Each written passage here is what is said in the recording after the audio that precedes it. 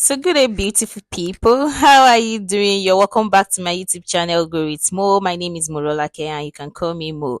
If you haven't subscribed on this YouTube channel, make sure you click on the subscription button before you leave this video today. Okay, now today we want to talk about Yvonne Jegede.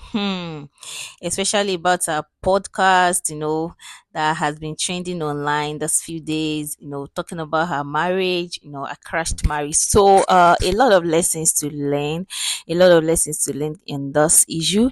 And I would like us to really, really, really learn from these because I discovered this in this age and time, people tends to talk about things, argue about things a lot instead of them to learn few life lessons from it, because in this life it's always better to learn from other people's experience instead of learning from our mistakes. Though there is no way we not make mistakes as human beings, but we have to try our possible best to learn from other people's mistakes because that's always better.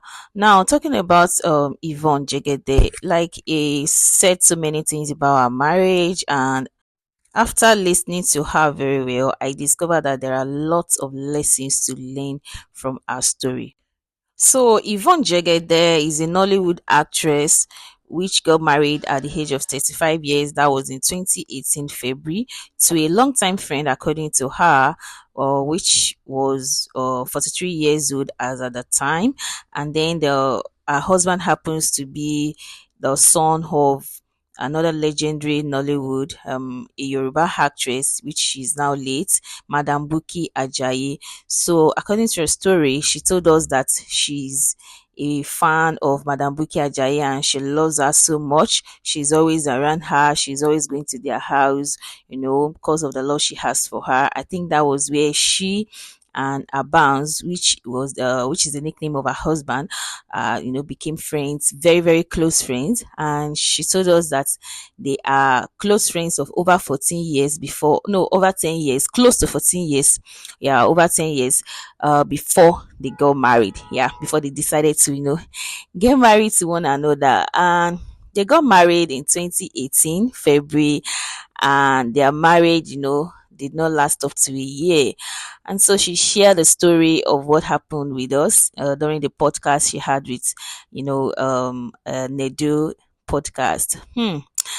The story is such a pathetic one, and it's something that everyone has to learn from, both singles and even married people. You have to learn for this from this kind of a story.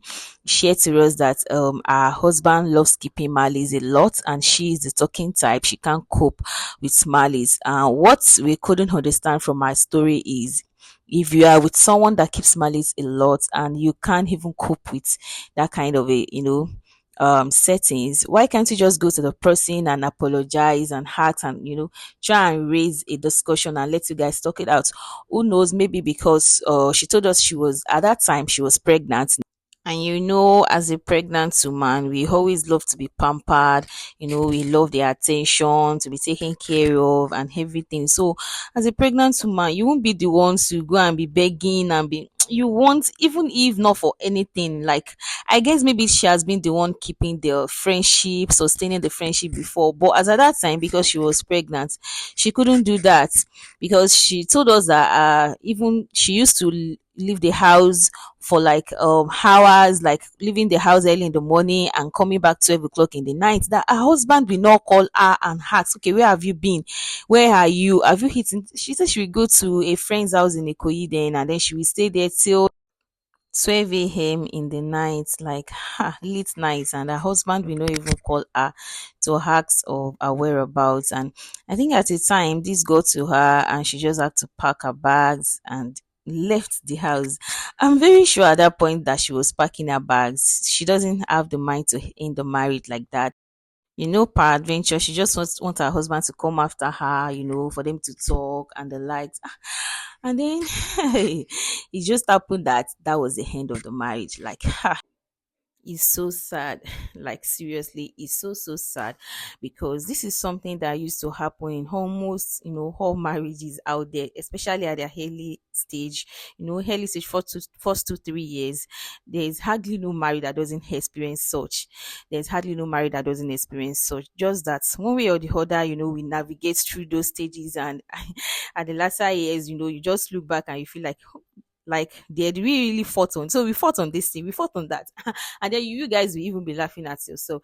Like what I'm able to bring out of the story is that one, capable third party involvement is very very lacking.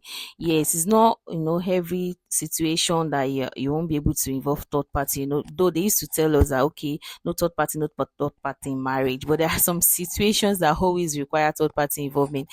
Or like this now, assuming the mother-in-law is alive and she also has a mother, I think they will have a very very notable part to take in all these. But for the fact that our mother-in-law at that time was no more, and even she also doesn't have a mother, I guess, I think it's really contributed to all these years. But what I don't really understand is the fact that the husband still continues the malice even after she left with pregnancy and she gave birth and everything, and she still didn't put a cut through. Like, it's really somehow that kind of malice. That one is highest degree, like master degree, in fact PhD. Because I've been seeing malice, and but this one is really out of it. Anyways, for people experiencing this kind of a thing in their partner, maybe your partner is a highest degree of malice keeper, like just try and be the one, create a space for discussion. Like, you trying to make you guys to talk doesn't mean that you don't know what you are doing, and it doesn't mean that you are wrong. It just means that you don't have such character and you can't cope with it. Simple. You can't cope with it. Doesn't mean you are the one that you are wrong. Just try and let you guys talk about it. Apologize if you need to do. Apologize. It doesn't take anything from you. Just talk. Like, malice is just like something that the devil do use to scatter relationship. When you talk about something, like, you guys will see that what you are even keeping malice on might not even worth it. It might not really worth, that kind of mental stress and everything of seeing someone you like and you really want to talk to, but just because you have a little disagreement, you decide not to, talk to each other. So just try. She also talk about the financial aspect. It is your we ladies, we not listen. Like, when people are talking from experience, like, please guys, just try and listen. Just try and hear them out, because they are talking from experience. They are talking from experience. When it comes to finances, men are meant to provide. Women are meant to support. We can't stress this fact enough. In fact, a lot of marital problems could have been avoided if this fact has been put in place.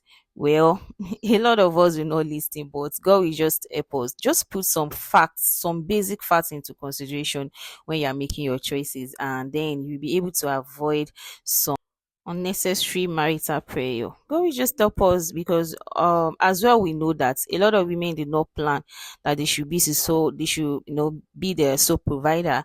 Just that fate just happened, and it's only God that can just help us in the marriage of it. But these are the things that I was able to bring out of this story, talking about malice ending in marriage between two grown-up adults, like overgrown 35 years old wife and 43 years old man.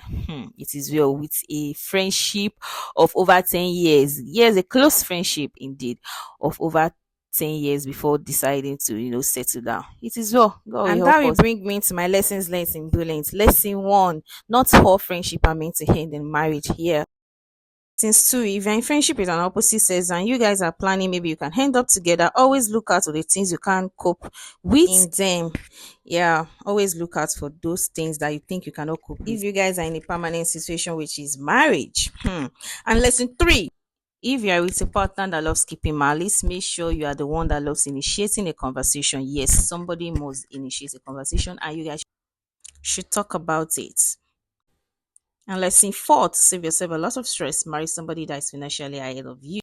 So kindly drop your thoughts in the comment section and let's learn from one another. What are the things that a woman can do?